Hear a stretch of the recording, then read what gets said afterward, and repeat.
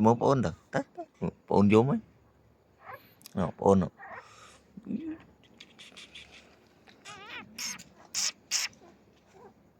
mua ôn nó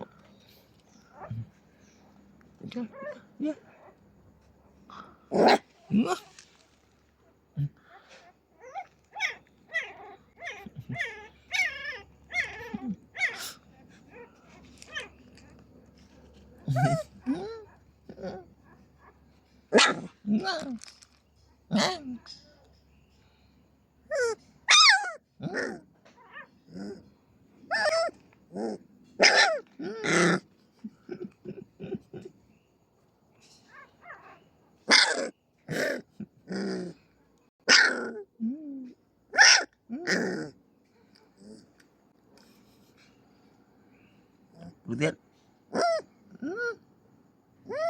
mày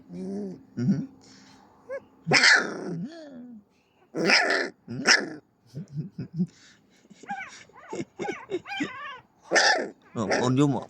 bạc chứ